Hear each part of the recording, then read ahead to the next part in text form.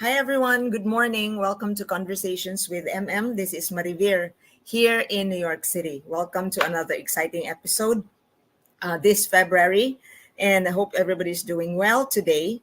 So I am so honored to have a guest from Seattle today. She is the first Filipino American executive chef of an institution, a fine dining institution in Seattle, Canlis restaurant. So I'd like to welcome a person who seems to be so elusive because she's so busy. Finally, I have her here. Hello, Aisha Hi, Ibrahim, ladies Tita. and gentlemen, the Hi, first Tita. executive chef of woman executive chef of Canlis restaurant. Hi, Aish. Thank you for your time. I know you're Thank you for just having me. wrapping this around your busy schedule. Thank you. So I'm so proud of you. The last time we had a conversation was in April 2019. This was hmm like before the pandemic or during the pandemic already. You were in Thailand, I suppose, Uh-huh. and you were trying to do something there, but then you had fate had it that you had to come back to the US for a much better work now in Canlis. Congratulations. So, how have you been? How's work? And um, what is it doing out there um, since we I have last talked? been, yeah, I have been doing well, extremely busy as per, our last few conversations. Yeah. And Canlis has been quite the adventure. I wasn't expecting to move back to the US because I had my heart set on something in Bangkok previous to this, but Yeah. you never know where life takes you, So Oh my we gosh. are, yeah, we're finding ourselves very busy here. This is a 73-year-old institution in American fine dining. It's the Mm-hmm. third generation owners of Canlis Restaurant. And so, it's iconic, Seattle's best fine dining restaurant. I would say, arguably the Pacific Northwest's best fine dining restaurant and most Mm-hmm. progressive fine dining program. So, yeah, it's really been a privilege and an honor to have this position and to helm like the seventh chapter so far. Lots of challenges, especially post COVID with the hospitality industry, Right. but Oh not my. nothing, yeah, nothing that we didn't kind of expect or foresee or try to anticipate. So we're making it happen. Amazing you. So, Aish, what new thing, what innovation did you put into the institution with you around? I So know you're so humble, but just say it to us. Tell it to us. I will say, the challenge for me was I'm in this period of my life right now as a professional and as an adult where I've become Mhm. so proud of like my heritage, my indigenous roots, my Yeah, yes. culture, of my southern Mindanaoan roots. I've been really eager to express that wherever possible, and Mhm. so that's been something that we have been playing around with on the menu. We have Wow. every summer so far we have a dish called eggplant Zurita, um, Mhm. and so this dish is named after my mom, but it's something that is my favorite thing that she makes for me when I was a kid, Oh. and so it's quite special to share with the guests. We do our own sort of twist to it. We do things like add caviar or like buckwheat. Last year we Oh. made a very special sauce with like late summer peppers, and then being able to storytell through the food and using Mhm. the plate as a way to kind of express the many many times that people in my life have touched me through Filipino food and culture. Like I was blessed to have grown up with parents who cooked very well, with Right. Oh grandparents gosh. with grandparents who cooked very well, and Mhm. so most recently I lost my grandma in September, and we have a dish on the menu now that I love it so much. It actually keeps me connected to her every day. But it's called Oh, escabeche Florita. My oh grandma's my name is gosh. Florita. And Mhm. so escabeche was the very last dish that she made for me, and probably my favorite thing she would cook for us. So, my rendition of it is about as vibrant and is so much fun. And like, at first I was afraid to put this on the menu because I was like, I don't know that I can actually bear the sadness of seeing my grandma's name every day. But it's Yeah. actually kept me feeling so connected to her every single day. And I'm so Oh, grateful wow. for that. So, Oh um, my. yeah. I can't wait to taste that. But Aish, that is like a lot of you honoring your heritage, like the Philippine Hmm. heritage. You know how we are attached with to our grandparents. I can relate. So Yes. this is like a fond memory for you. Hmm. Absolutely. Amazing. So Um, how is the response of the market? Are they receptive? Are they? so receptive. Yeah, Mm-hmm. so supportive. We had a And guest it's who not even also lost. Filipino. No, and so like this, the intention is that we're not cooking all Filipino food. This is Mm-hmm. my lens on Pacific Northwest like cuisine, and also, you know, when I joined the team, I remember I wanted to put a rice dish on the menu, and they were like, "Oh, Okay. like the owners were like, but rice, like, I mean," and I'm like, "Look, I know that it's not as important to you, but Mm-hmm. it's the center of our cuisine in the Philippines. You have to eat rice with everything else." I was like, everything else is just cherry on the cake, which means that if you're eating fish or meat, then you're not doing so bad in life. If you have ulam, if you have something to eat with your food, um, Yes. then it just means that you have a lot to be grateful for. So Mm-hmm. I've put rice on the menu, and I've shared experiences and also like really heartfelt like memories from my family. And honestly, you know, even as recent as a few weeks ago, we had a guest Yes. who was in tears because she also Mm. has recently lost her grandma. And she was like, Oh. "I lost my Lola too." And she Mhm. actually also made escabeche. So, you know, Oh. um, it's the ability to touch people and also expand the diversity of our guests. Like right now, we have so many Filipino guests every single night. Really So amazing. many, so many kabayans in the dining room. And I'm That's word honored of every mouth, single I time. suppose.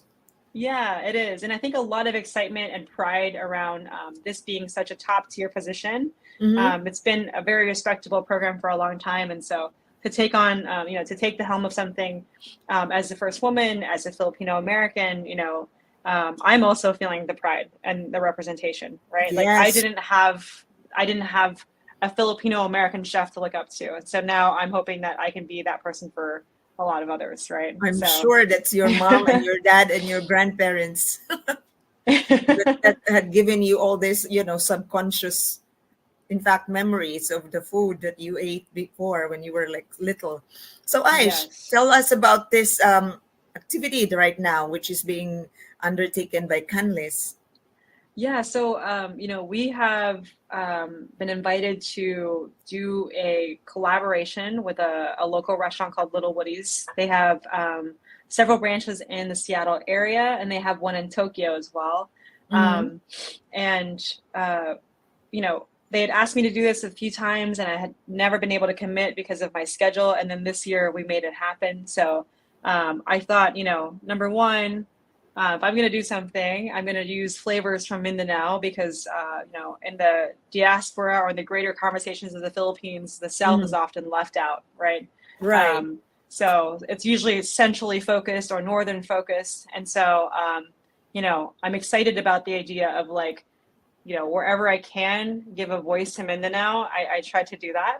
You're Whether amazing. it's special dinners or whether it's like, people have never had piaparan before. And like, that is like Yes. soul food for Maranaos, right? So, Mm-hmm. my idea of using a neighboring tribe, the Tausug dish of, pamapa itom. Mm-hmm. I had gotten a chance to experience this in one of my trips to visit my What is Lola the counterpart recently. in English of that?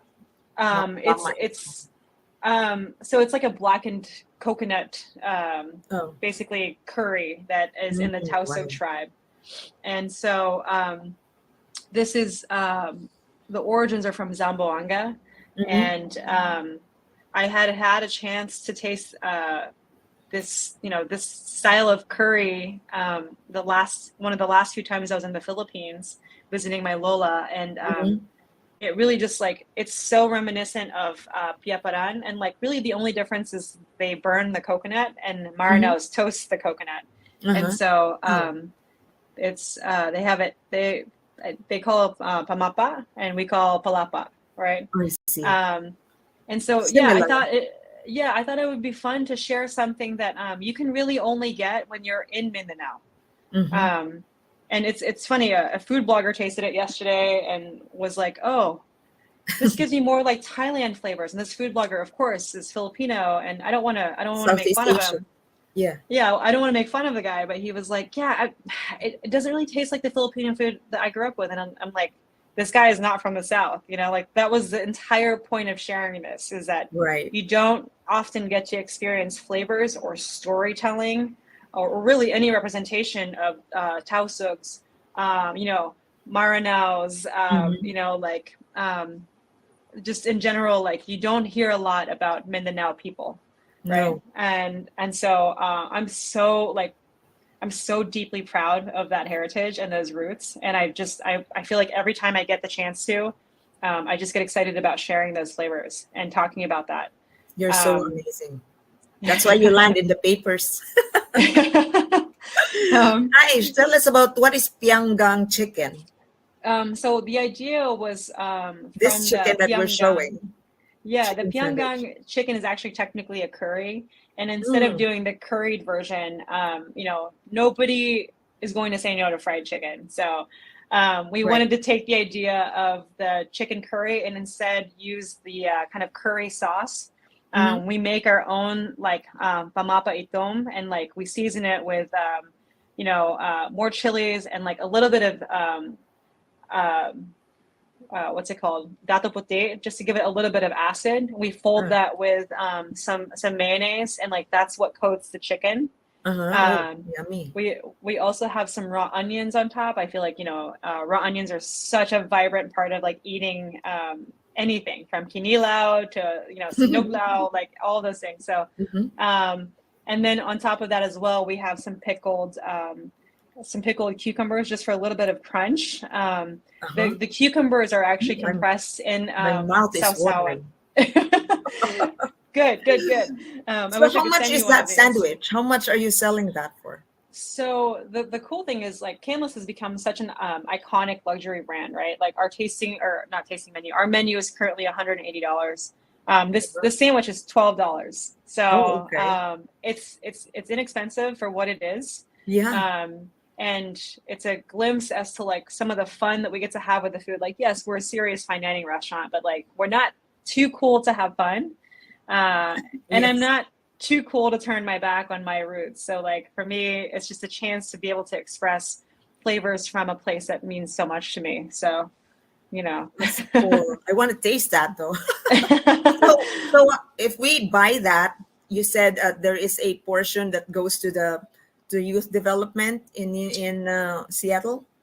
Yeah, so on the final day of the sandwich sales, which will be on Monday the 12th, Mm, so Little Woodies will be matching the sales from the sandwich. great. And the match sales will benefit a program, a youth program with the Mm, Filipino Community Center. It's so cool. I read about it. I really want to they've invited me to come and visit and take a tour, and awesome. maybe I can talk to the little kids there. But you know, I think about how special this class is. It's a free class for school age children. Mm, And when I was young and my parents were both working, mm, if, you know, I often think of like my stage of immigration as the assimilation period. Like I was moving into a predominantly white area with not a right. whole lot of Filipinos, with no Mm-hmm. nanay, no daddy, no lola. I know. And so Just you, nuclear family. just just a nuclear family in West Virginia, and so you know, we had no access to really anything about our Filipino American roots. And Mm, what that does to you psychologically is it makes you ashamed. It makes really? you hide. It makes you not proud of who you are. And so I have had Oh. to do a lot of personal work to reverse um, my, Mm-hmm. you know, my like basically just to give myself education and knowledge and empower myself as to why it's important to, you know, speak my language or hang on to my heritage and hang on to my cultural like influences. Um, Mm-hmm. and also like have this tremendous amount of respect and love for my ancestors, because I wouldn't be here, you know, Mm-hmm. where I am today without them. Like the spirit Amazing. of like my ancestors are, I always think about that. I fight for everything in my life, and Mhm. I was born into a family that fought for opportunity, you know? Amazing So, you. But Aisha, I am so interested to now. It strikes me, like you said, when you growing up, you're ashamed of your heritage. yeah, How did you decide to be proud of it? Because I understand second generation Filipino Americans are either proud or ashamed. So, what yeah. made you swing towards the pride I of it? mean, there's so much intersection, Tita. The Mm. truth is that, like, within the Filipino community, Yes. I was also shunned. They're like, "Why is your name sound so different? You sound like Malaysian or Indonesian. Why are Yeah. you Not Muslim rather not than not Catholic?" Spanish sounding. Yeah, and so there were all these questions, and when you are completely othered your entire childhood, Mm. and even within the smaller community of Filipinos you meet, you feel different Yeah. from them, and they make sure that you know you're different from them. Oh my. Your skin's darker, you have Mhm. a different sounding name. Um, you know, it's your quintessential like Asian American kid who grew up in the 90s. Like, I remember going to school and my parents packing me fried hot dog, rice, and ketchup, and my Okay. schoolmates laughing at me. Oh. And then I went home and I remember crying and telling my parents like never to pack my lunch again. And then I think about Oh that and my I'm like, God. I'm so sad that I had to go through that, but also like, those are the times where I felt ashamed to be who I am.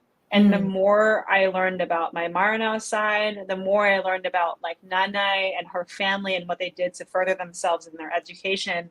Yes. Um, the more I learned about my ancestors, I'm so like as I continued like my path in food as well. Food was a big part of this. Like, it made me Right. so proud of the fighters, the fighting spirit, that Mm-hmm. warrior spirit, like throughout my ancestors. Like my Right. great grandpa and what he did to fend off the Americans and the Spanish and the Japanese. Like, Yes. there's a reason why I have my name. So it Mm-hmm. made me understand that I was looking at this in the complete opposite way, and I was a Mm-hmm. product of assimilation.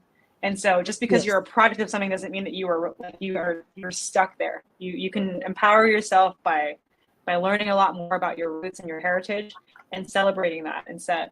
So Mm-hmm. you start hearing these stories and you're like, oh my gosh, this is so like, I'm so proud to have the family that I have. I'm Mm-hmm. so proud to have the history that we have, and like the struggle and like what it's done for us. It's done nothing but made me um, it has allowed me to use my anger to focus my energy into things that I can achieve to keep uplifting our status, our brand, our name, our recognition. Like, I will keep fighting for that wherever I Amazing can. you. Oh my So God. You're giving me goosebumps with that revelation of yours. That's really something. I'm so proud of you. I didn't even I'm so glad we have this conversation right now. hmm. That's just simply great. And you will be an inspiration to your generation who I will be hope able to so. listen to this. Yeah. So how nice is that? And so, Aish, tell me about the food that you're creating, other than being inspired by Lola on your daddy's side. I know this was the last article I wrote about you. This is Uh-huh. your tribute to grandma, who we said was already old to cook, and you wanted to revive her cooking, and so it lands on this landed on I guess New York Times. It also Um, became part of my print material after Awesome Online Magazine. So, Aish, could you refresh us about this first, the chicken, Pyanggang chicken? yeah. Oh, actually, so this is the piaparan, and Piaparan, I sorry. made that's okay. I made this dish most recently. We flew in a friend of mine from Bogota, Colombia, and his Wow. specialty is to like, share his vibrancy of like flavors from Bogota, Colombia with the world. And so he's an Mm, old friend of mine, and we did a collaboration dinner here. Um, Again, I just my direction of food and the things that make me feel alive inside are when I can put something on the plate that represents my people and the stories of my people. So so do you um, push this to the client on the table? we did. Does So the waiter say that? Are they no, educated to do that? Oh, no. they actually they get to have some level of like information about it ahead of time. I see. For example, piaparan, I talked about it being kind of the heart of the cuisine of Maranaos. And so Mhm. palapa, piaparan, and a few, for me, it was important a few years ago. My wife and I traveled to the Philippines to visit Lola. We Mhm. surprised both of my grandparents Mhm. because, I realized like we live in Asia, we're not getting any younger. And so the idea of the trip was like to go spend time with Lola. And I try to see if it's possible to cook with Lola. And so we cooked piaparan with Lola. We made biko, and Lola makes the best biko. She also makes really amazing suman. I just had Um, Biko today. yeah, no, so I have worked in some really tough kitchens around the world, and I remember Lola is just sitting there, sort of silently judging me as I'm like washing the rice, and I'm not typically the kind who gets intimidated. I'm not the type who gets intimidated easily, but when Lola is watching you, Uh-huh. I was You get very intimidated. intimidated, and so it was it was so funny. She's so wise, like her wisdom is insane. So she's kind of just like pacing up and down the line, like the Really? kitchen at Uh-huh. my Tita Sinab's house, and Mm. we're cooking down coconut milk, and it's fresh coconut milk from the market. They Wow. press it fresh. Uh-huh. Um, we have all like the pulp and everything, and so we're cooking down the coconut milk with all the sugar and Uh-huh. then the sticky rice, and Oh I'm my. waiting for it to get ready, and like I'm like, Lola, how do you know when it's ready? And she keeps just walking by, just staring at it. Uh-huh. She picks up a banana leaf and she coats the top, looks at the Uh-huh. banana leaf, and is watching the fat break, and like she can tell when Uh-huh. the fat breaks, that's It's when it cooked? becomes ready. Yeah, so like Wow. she's done this so many times Yeah, that she it's like knows it by intuitive. sense. Almost Yes, yeah, intuitive cooking. yep. And that's for me, like that's the kind of cook that I am. I'm also a very intuitive cook, but to watch your Oh, grandma make something nice. that you've enjoyed like your whole life, Mm. um, in my mind in that moment, like it was bittersweet because I was like, this is probably the last time that Lola will cook with you. Oh, This is probably the last time that like, and now that is the case. So, um, right. right now it's like I hang on to those moments, and like as stressful as it was to fly and like try to surprise your grandparents, like it's absolutely worth it every single time. Mm-hmm. Um, and you have no regrets because um, Yes. our grandparents know so much, right? Yes, Like my it's your Lola, generational transfer and love transfer. yes, I You bring mean it with you. That's good. the I'm sure my they're blessing you they are. with yes, yes, that's why you have this wonderful path. Also your heart is so for it and you're so authentic. That's why that happens. Things happen that way. Yeah, You're amazing. So I'm tell me, yeah. in your experience, you started with, you went to Japan, you went to Spain, and now you're then you went to Thailand, and now in the U.S. again.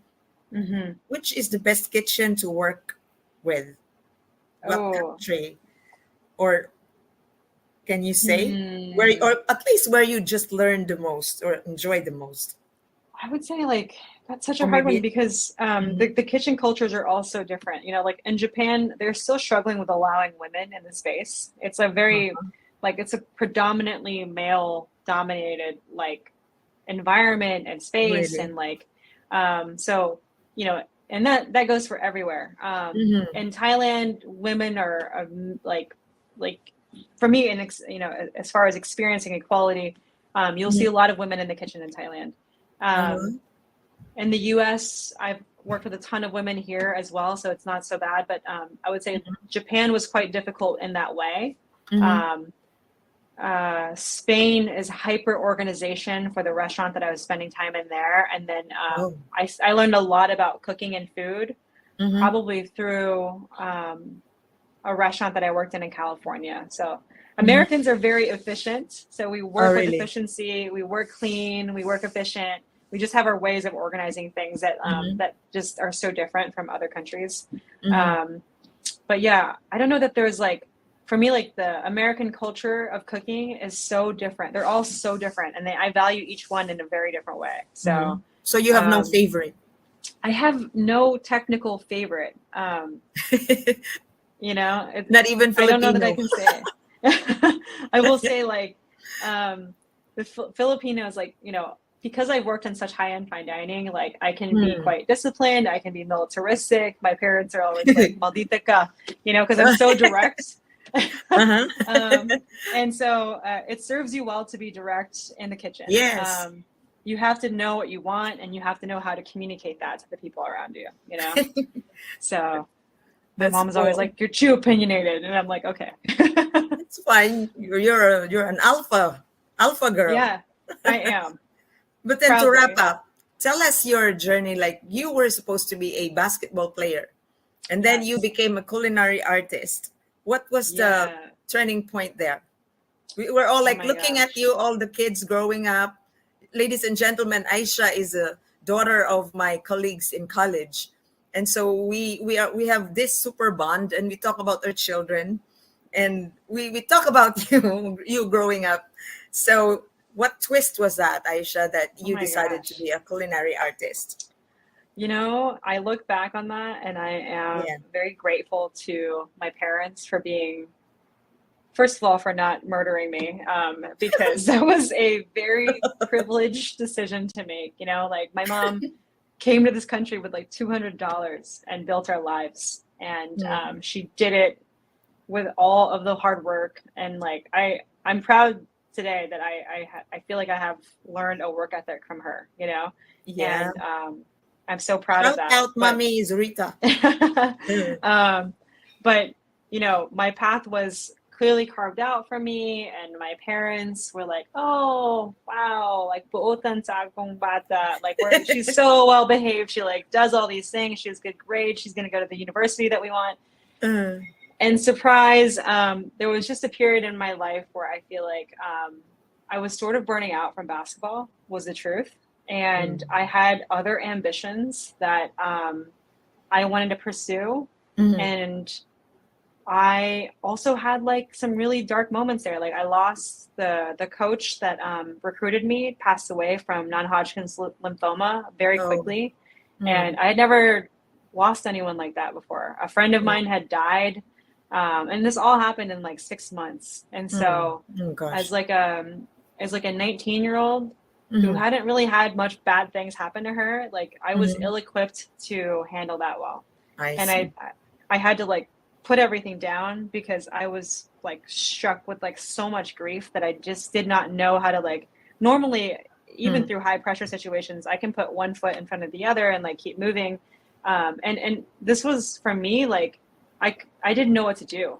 And I kept Oh. thinking and asking myself really big questions as to like what is happiness? What does it mean? How will I find it? Like what does it mean for me in my future? Mm-hmm. And so, you know, in this time frame, I started to cook a little bit more, and like I started to feed my teammates and like play around with like cooking and things like that. And so, Mm-hmm. um, honestly, I fell into it on accident. Oh, I see. I was blessed to have both of my grandparents and my parents all being great cooks.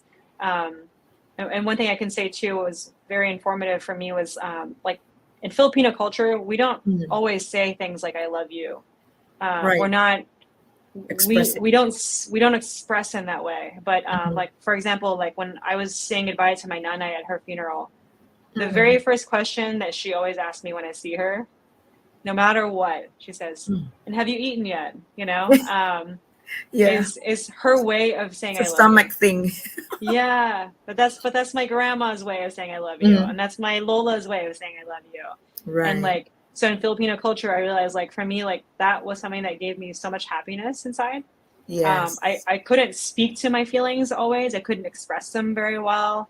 And I Mm. was finding myself so lost, but I found a voice somehow and like a path somehow through food and cooking. And I think a lot of that connection was because of my grandparents and my parents. And so I consider that like the foundation of like why I enjoy what I do. Like this doesn't feel like a job anymore. So Oh. I feel blessed in that way. Like I just get to do something that gives people happiness and makes them feel cared for, and that's something that like my grandparents always made me feel. So that's kind of the intention behind it. That feels holistic for me. It was very natural, and it was a path that I was bound to be led down, Mhm. because of the amount of love that my grandparents had showed me as a kid. You know, so You are so one lucky child, grandchild. I I'm very lucky Apple. Yes, because you're also the eldest. So, the eldest have the attention. The first I know. grandchild is always an exciting one. Yeah. Yeah, so you're making good use of it. So I Yeah. wish you all the best, Aisha, and thank you so much for your time. Thank you for your And time. I'll be hopefully scheduling going to Seattle, and I'm sure I'm going to be dining in Canlis to I taste hope your food. so. Yes, Yes, we hope to and have all you the here, best to Tita. you and Sam. Thank you for your time, and keep doing what you're doing, making us proud. Thank you, Tita. You take care. See you soon. Take care too. Bye bye, ladies and Bye. gentlemen. Miss Aisha Ibrahim. We will be right back.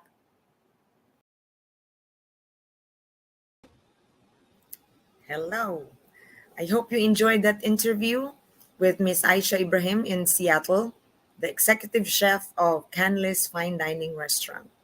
So it was heartwarming culturally and food wise. So all the best. I hope you enjoyed it. And remember, ladies and gentlemen, take care of yourselves and take care of each other. See you again in our next episodes. Bye for now.